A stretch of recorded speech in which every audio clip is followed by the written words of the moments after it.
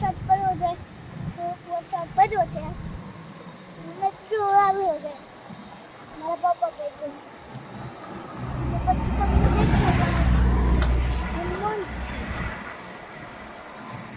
આ ડ્રેસ મારી નથી